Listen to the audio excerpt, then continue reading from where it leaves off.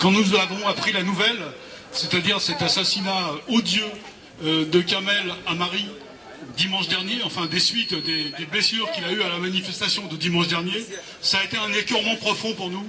Et on s'est dit que tous ces martyrs qui sont tombés depuis le début des révolutions arabes, c'est-à-dire maintenant, ça fait déjà depuis décembre, il ne faut pas qu'ils soient morts pour rien. C'est-à-dire qu'on a un défi à relever des deux côtés, des deux rives. On a ce défi, c'est se battre pour la démocratie, pour qu'effectivement tous les tyrans, tous les dictateurs tombent et toutes les fausses démocraties comme celle qui s'exprime au Maroc tombent également, parce qu'il n'y aura pas de possibilité de ravaler ce régime tant qu'il sera à la botte des impérialistes et notamment à la botte de l'impérialisme français. Nous considérons qu'aujourd'hui, du Yémen à la Tunisie, à l'Égypte, on avait cru que la révolution se développerait simplement dans quelques pays, mais on s'aperçoit que cette révolution, elle fait tache d'huile. Elle fait tache d'huile en Espagne, où on voit les jeunes qui se battent en reprenant exactement les revendications qui étaient développées sur la place Tahrir au Caire, ou qui étaient développées sur la place de la vieille Casbah à Tunis, et comme les aspirations à la démocratie qu'exprime avec beaucoup de force aujourd'hui le peuple marocain. Je sais qu'il y a eu beaucoup de manifestations au Maroc aujourd'hui, qu'elles étaient très nombreuses. Il faut refuser l'intimidation. Ce combat, de toute façon, il est inexorable. Votre victoire, vous l'aurez parce qu'elle est juste, parce qu'elle va dans le sens de l'histoire. Et vive la révolution de tous les pays arabes. Vive la révolution marocaine. On ne lâchera rien.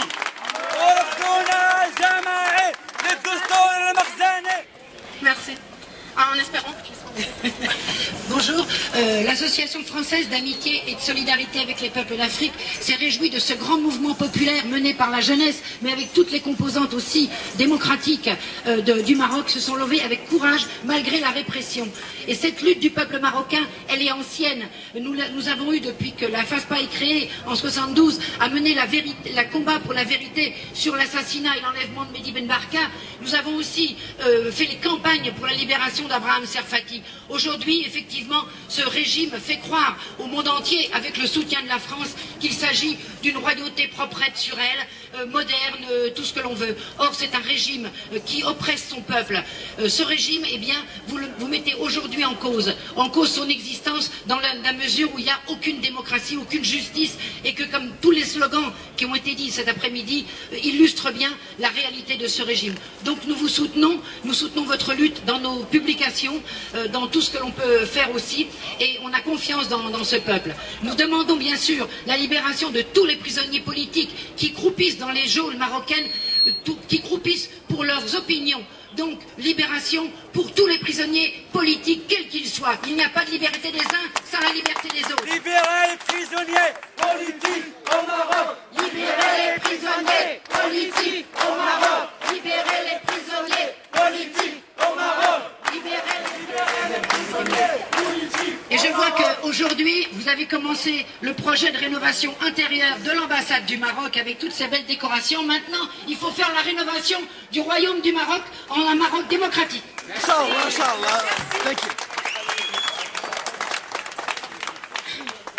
J'appelle donc le troisième intervenant. J'espère que vous allez être court dans vos interventions.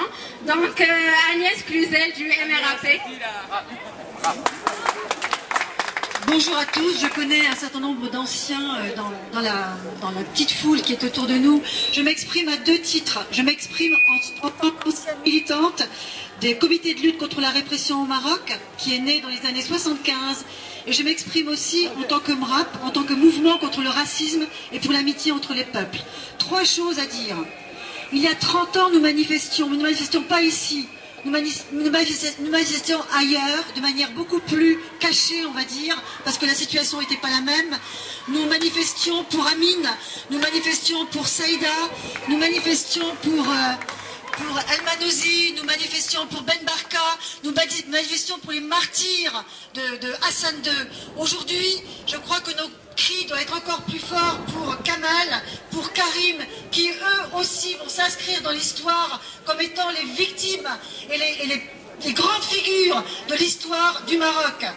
Karim, Kamal, après Amine, après Saïda Melebi, après les autres, oui, ce sont la fierté du peuple marocain. Ce que je voulais dire en deuxième partie, à l'époque, les comités de lutte existaient, nous étions les porte-voix des prisons, parce que la répression était telle qu'effectivement, les Français devaient s'organiser pour organiser la solidarité. Il n'y a plus besoin de ça maintenant, il n'y a plus besoin de porte-voix du peuple marocain. Maintenant, c'est le peuple marocain qui nous donne l'exemple, c'est le peuple marocain qui nous botte, on va dire, si je parle vulgairement, les fesses.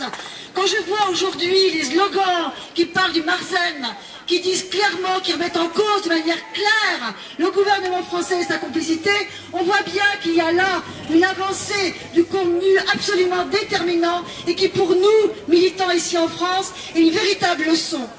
Troisième chose enfin, je suis militante effectivement de l'amitié entre les peuples. Il ne peut pas y avoir d'amitié s'il n'y a pas de justice. Au Maroc, malheureusement, la justice n'a pas été faite, les bourreaux n'ont pas été condamnés. Effectivement, on a reconnu qu'il y a eu des victimes de la répression au Maroc, mais les bourreaux n'ont jamais été condamnés. La justice n'a pas été réellement faite sur ce qui s'est passé sous Hassan II. Et je pense que quand la justice n'est pas faite, quand il n'y a pas de procès, bien évidemment, les choses se reproduisent à un moment ou à un autre. C'est ce que je pense de manière intime. Oui, il y aurait dû y avoir des procès où on aurait dû mettre en avant les responsables des tortures et qu'ils soient condamnés pour qu'ils soient faits sous Hassan II. Bon, l'histoire peut-être fera qu'un jour, ces gens-là seront condamnés. Troisième chose, et pour terminer, quand je dis justice, quand je dis amitié, je dis justice. Pour nous, évidemment, justice au Maroc, c'est la liberté pour le peuple marocain, mais aussi justice pour les peuples palestiniens. Il ne peut pas y avoir de paix sans justice, et il ne peut pas y avoir de paix non plus sans la justice pour les Sahraouis. Et le BRAT, de manière très claire, est solidaire de la lutte du peuple sahraoui et favorable à l'autodétermination du peuple sahraoui. Et vive la lutte du peuple marocain. Notre quatrième intervenant, je l'appelle du Parti communiste français, Jean-Claude Cluzel. Bien, je ne dois pas être long, hein, c'est ce qu'on nous a recommandé. Je ne vais pas répéter non plus tout ce qui a été dit avec lequel je suis entièrement d'accord. Simplement, ce que je voudrais dire tranquillement, c'est que je pense tout de même à ces anciens militants qui doivent se réjouir. En effet, ces anciens militants marocains, ici présents, qui doivent se réjouir de ce qui se passe dans leur pays. Car en effet, ils ont lutté pendant des dizaines d'années pour plus de démocratie, pour plus de liberté, pour plus, disons, d'équité sociale dans leur pays. Et je pense que ça doit leur faire chaud au cœur. Le combat qu'ils ont mené à l'époque, en effet, ce n'est pas un combat qui a été vain. Ensuite, ce que je voudrais dire actuellement, c'est que le mouvement qui se déroule actuellement au Maroc rejoint l'ensemble du mouvement qui se déroule dans le monde arabe. Qui aurait pu imaginer, il y a quelques mois, tout ce qui se passe actuellement dans les pays du Maghreb, du Machreb et ailleurs et au-delà? Personne. Or, il est évident que face à des peuples qui luttent ensemble, déterminés, quand c'est leur jeunesse aussi qui se joint à ce mouvement d'ensemble, c'est vrai que le mouvement peut devenir irréversible. À partir du moment où ce mouvement est à la fois pour plus de dignité, pour plus d'égalité, et pour que les richesses produites par l'ensemble des salariés de ces pays reviennent au peuple et non pas à quelques oligarques, eh bien le Parti communiste ne peut que soutenir les mouvements qui ont lieu actuellement dans tous ces pays. Donc voilà ce que je voulais dire très très rapidement. Je crois aussi avoir une pensée émue pour l'ensemble des arrêtés, des blessés, des morts, des torturés qui se cachent actuellement dans certains pays, qui sont emmurés dans d'autres, qui se réfugient ailleurs parfois. En effet, tout cela, eh bien, auront droit à beaucoup de reconnaissance de la part de leur peuple, car ils auront contribué à tout ce qui se passe dans leur pays. Merci et bon courage, vous serez gagnants. De la CGT et de la Ligue des droits de l'homme, CGT Nanterre et de la Ligue des droits de l'homme.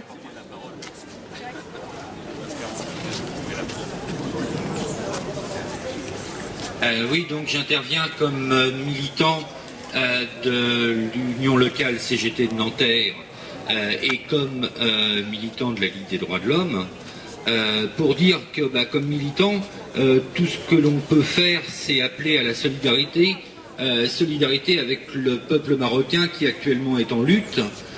D'une part, solidarité contre la répression, parce que ce qui se passe actuellement au Maroc, la répression est odieuse. et que les gens qui sont victimes de cette répression le sont aussi, pour un mouvement d'ensemble, dans l'ensemble des pays du Maghreb et au-delà, et que, en fait, comme militants, je veux dire syndicaux, c'est bien un combat contre l'impérialisme qui se joue actuellement. C'est un combat, je veux dire, qui a aussi des répercussions partout, et en Europe du Sud, en Espagne, etc. Et c'est un combat qui doit être victorieux. C'est pour ça que tout ce que l'on peut dire, c'est vive la lutte du peuple marocain actuellement. Vive la